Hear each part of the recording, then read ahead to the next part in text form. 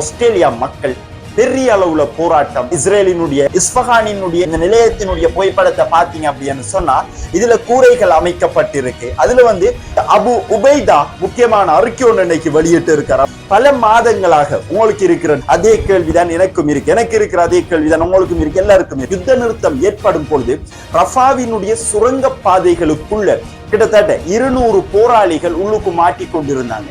இவங்களினுடைய நிலைமை என்னவாகிட்டு? Iran America யுத்தம் இன்றைய நாள்ல என்ன நடந்திருக்கு? டைரக்டா அமெரிக்கன் போர்சஸ் இந்த அணு நிலையத்துக்குள்ள இறங்கி ஏற்கனவே செறிவூட்டப்பட்ட இன்றைய நாளுக்குரிய காணொலியை பார்க்க வந்திருக்கிறார். அனைவரையும் வரவேற்கிறேன். உலக அரசியல்ல இப்ப பல முக்கியமான மாற்றங்கள் இடம்பெற்று கொண்டு வருது. நமக்கு தெரியும், நேற்றைய வீடியோவுல கூட நம்ம ஆரம்பத்துல பார்த்திருந்தோம். என்ன, இஸ்ரேலினுடைய டீம் இத்தாலியினுடைய மெலான்ல நடக்கிற 2026ஆம் ஆண்டுக்கான ஒலிம்பிக் போட்டிகள்ல பங்கெடுக்கிறதுக்கு அவர்களுடைய வீரர்கள் அறிமுக விழாவின் பின்னர் இஸ்ரேலுக்கு எதிரான ஏன் இந்த நாட்டு வீரர்கள் எங்க நாட்டுல விளையாடணும், இன அழிப்பு செஞ்ச நாட்டினுடைய வீரர்கள் அப்படின்னு சொல்லி இத்தாலியில பெரிய அளவுல போராட்டம் இடம்பெற்றிருந்துச்சு அப்படின்னு சொல்லி நேற்று பார்த்திருந்தோம். இன்னைக்கும் அதே மாதிரியான ஒரு போராட்டம் ஆஸ்திரேலியாவிலையும் இடம்பெற்றிருக்கு. இது நேற்று கூடி இடம்பெற்று கொண்டு வருது.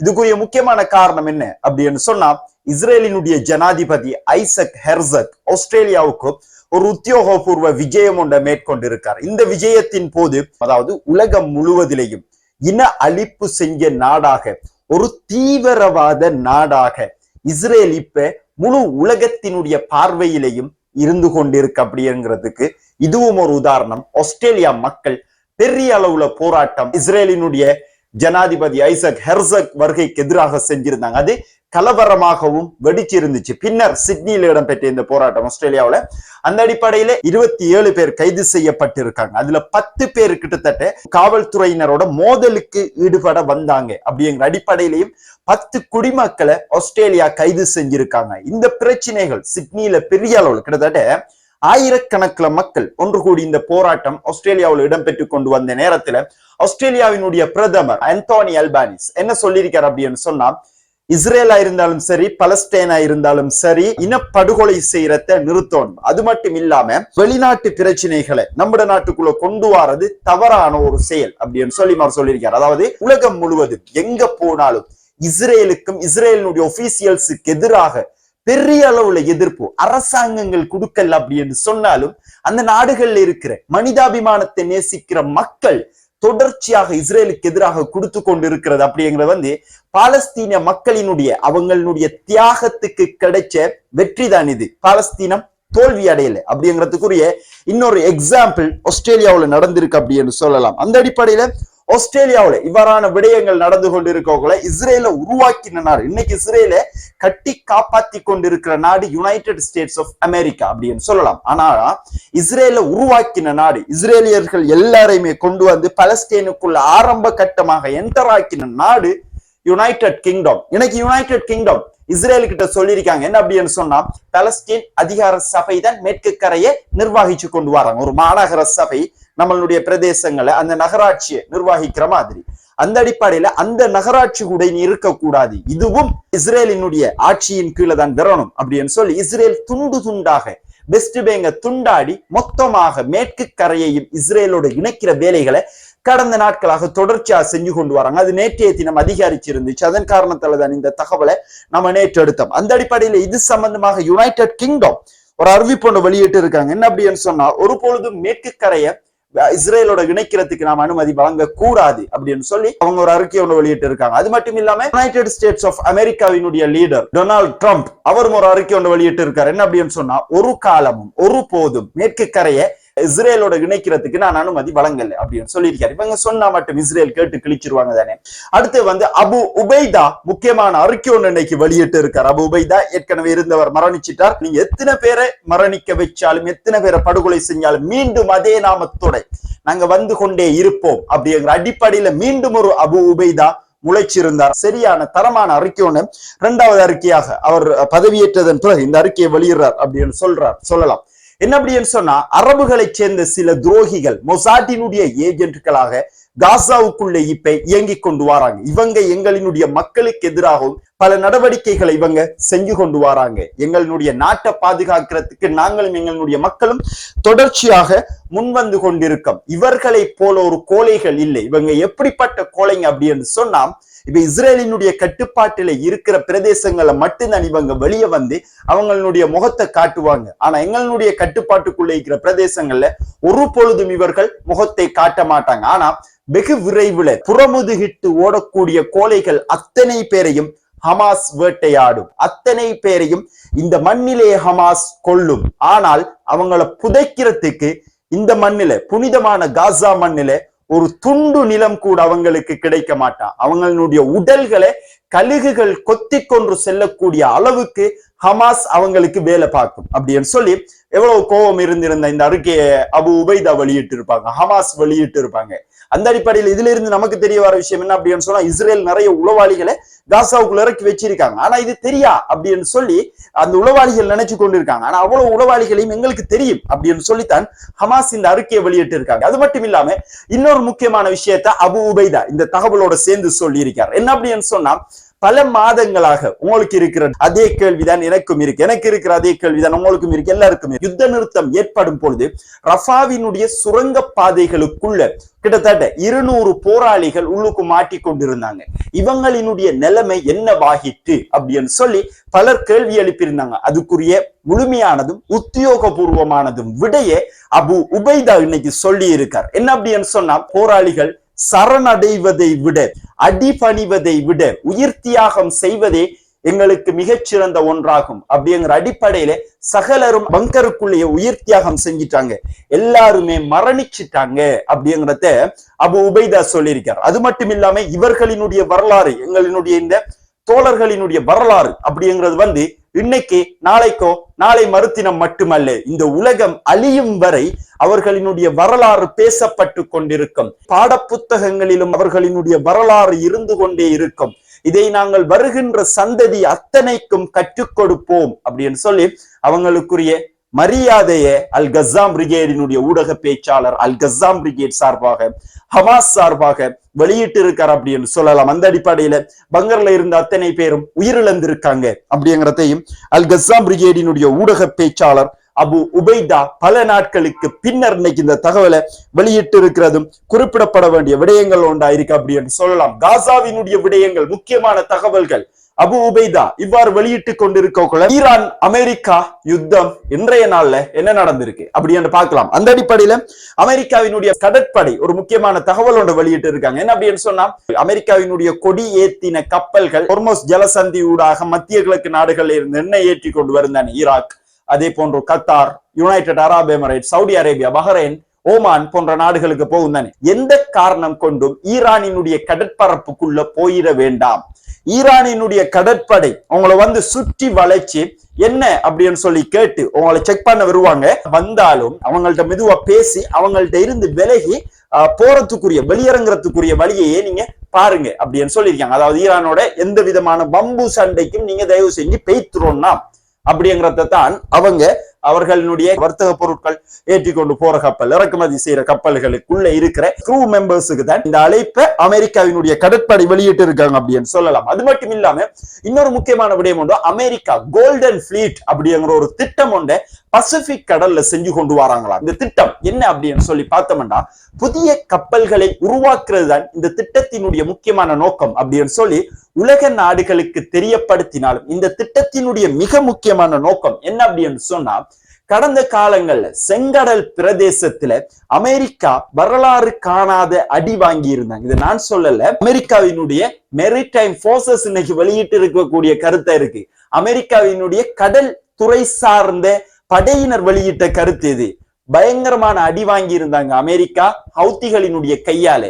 அதாவது 2ஆம் உலக மகா யுத்தத்துல பேர்ல் ஹார்பரை ஜப்பான் தாக்கினத்துக்கு பிறகு அமெரிக்கா வாங்கின மிகப்பெரிய அடியாக பாபல் மந்தப் ஜலசந்தியில ஹவுத்திகள் வழங்கி இருந்தாங்க.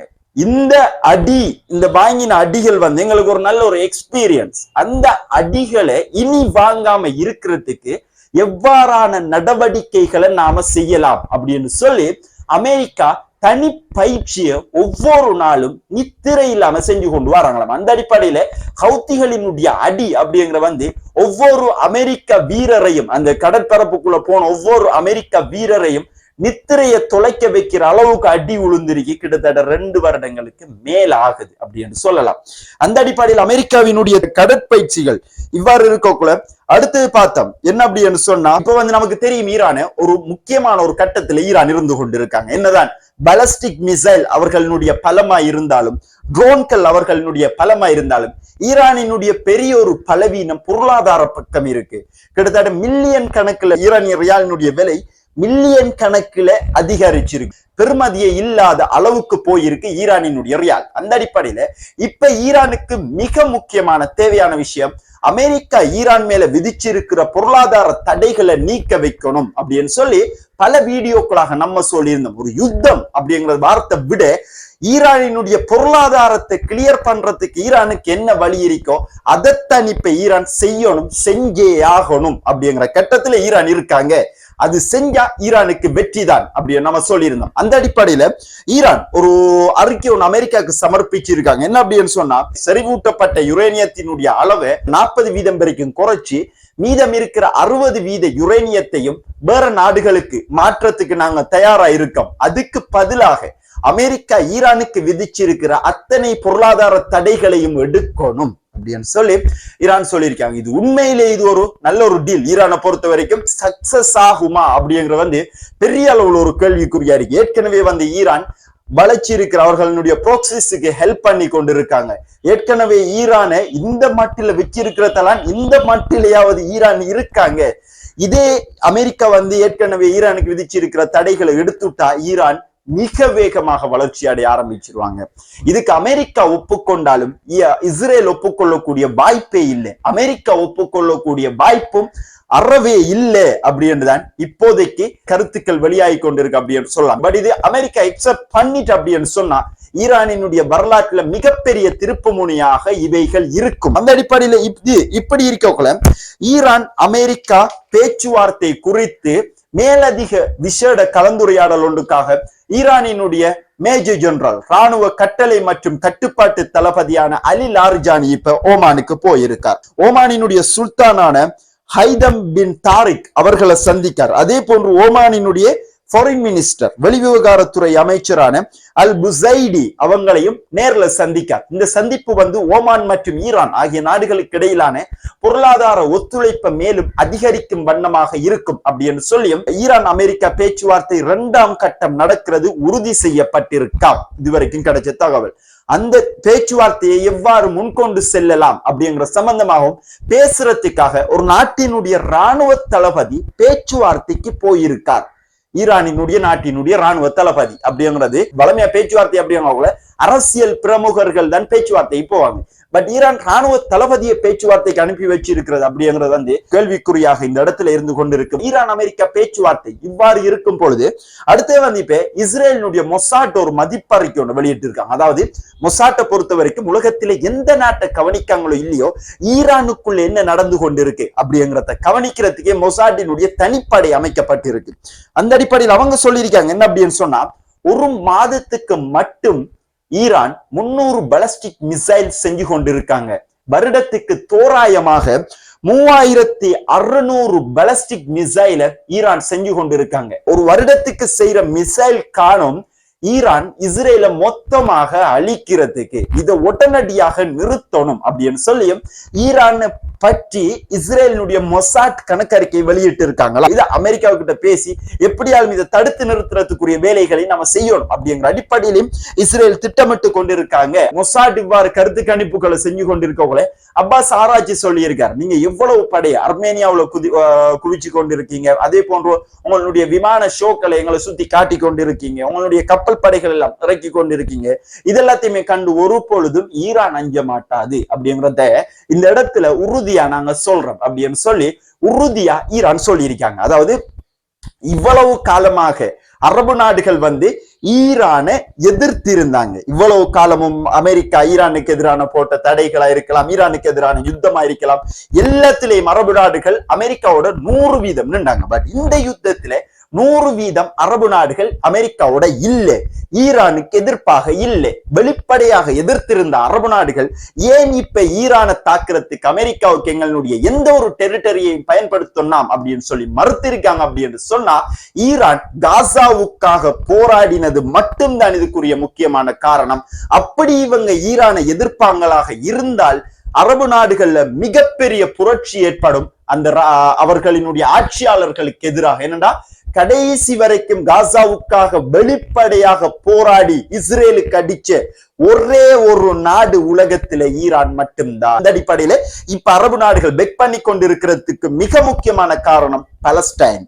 அடுத்து பார்த்தோம் என்ன அப்படின்னு சொன்னா, இந்த புகைப்படத்தை நீங்க பார்க்கலாம். இது ஈரானினுடைய இஸ்ஃபஹான்ல இருக்கிற அணு சரிவேற்ற வளாகம், இஸ்ஃபஹான் வளாகம். ஏற்கனவே இருந்த இஸ்ஃபஹானினுடைய இந்த நிலையத்தினுடைய புகைப்படத்தை பாத்தீங்க அப்படின்னு சொன்னா, இதுல கூரைகள் அமைக்கப்பட்டிருக்கு. அதுல மேல போட்டு இருக்கிற மஞ்சள் கலர் அம்புக்குறி எதை குறிப்பிடுது அப்படின்னு சொன்னா, வடக்கு நுழைவாயில், அந்த வளாகத்தினுடைய வடக்கு பக்கம் இருக்கிற நுழைவாயில். அது அதே போன்று மிடில் என்ட்ரன்ஸ், சென்டர்ல நடுவுல இருக்கிற நுழைவாயில மஞ்சள் கோடு குறிப்பிட்டு காட்டுது. அதே போன்று கீழுக்கு இருக்கிற மஞ்சள் கோடு எதை குறிப்பிட்டு காட்டுது அப்படின்னு சொன்னா, சதர்ன் என்ட்ரன்ஸ் அப்படின்னு சொல்லுவாங்க, அதாவது தெற்கு நுழைவாயில். இது ஒரு கிழமைக்கு முதல் எடுக்கப்பட்ட புகைப்படம் இது. அதே மாதிரி இந்த புகைப்படத்தை பாத்தீங்க அப்படின்னு சொன்னா, எந்த ஒரு என்ட்ரன்ஸும் வழிகளும் இதுல தெரியல. இது சேட்டலைட் ஊடாக எடுக்கப்பட்ட புகைப்படம். அந்த அடிப்படையில ஈரான் அவர்களினுடைய அணு ஆயுத உற்பத்தி நிலையத்தினுடைய என்ட்ரன்ஸ் எல்லாத்தையுமே மண்ணால மூடிட்டாங்க. அப்படி இருந்த ஒரு தடமை இல்லாம ஆக்குறதுக்குரிய வேலையை தொடர்ச்சியாக ஈரான் செஞ்சு கொண்டு வராங்க அப்படின்னு சொல்லி மேம்படுத்தப்பட்ட சேட்டலைட்டுகள் எடுத்த போட்டோக்கள் இதை உறுதிப்படுத்துது அப்படின்னு சொல்லலாம். இதுக்குரிய முக்கியமான காரணம் என்ன அப்படின்னு சொல்லி பார்த்தோம்னு சொன்னா, டைரக்டா அமெரிக்கன் போர்சஸ் இந்த அணு நிலையத்துக்குள்ள இறங்கி ஏற்கனவே செறிவூட்டப்பட்ட யுரேனியத்தை எடுத்து செல்லக்கூடிய வாய்ப்புகள் இருக்கு. அதுக்காகவும் அதே போன்று அமெரிக்கா இந்த அணுமின் நிலையத்தை தான் குறி வச்சு அடுத்த கட்ட தாக்குதல் செய்யலாம். ஆக அமெரிக்காவினுடைய விமானங்களை குழப்புறதுக்குமாகத்தான் இந்த செயற்திட்டத்தை ஈரான் செயற்படுத்தியிருக்கு அப்படின்னு சொல்லியும் நம்பப்படுது அப்படின்னு சொல்லலாம். அந்த அடிப்படையில ஈரான் தொடர்ச்சியாக யுத்தத்திற்கான வேலைகளையும் அவங்கள்ட்ட இருக்கிற அணு ஆயுதம் இருந்த இடமே இல்லாம ஆக்கிற வேலைகளையும் தொடர்ச்சியாக ஈரான் செஞ்சு கொண்டு வராங்க. அந்த அடிப்படையில இன்னைக்கு இருக்கிற முக்கியமான தகவல்கள் எல்லாத்தையும் ஒன்று சேர்த்து இந்த வீடியோல நம்ம உங்களுக்காக வழங்கியிருக்கோம். இந்த வீடியோ சம்பந்தப்பட்ட கருத்துக்களை கட்டாயம் கீழே கமெண்ட் பாக்ஸ்ல பதிவிடுங்கள். இதுவரைக்கும் உங்களுடைய முக்கியமான நேரங்களை ஒதுக்கி நம்மளுடைய வீடியோ பார்த்ததுக்கு மிக்க நன்றிகள். Thank you very much.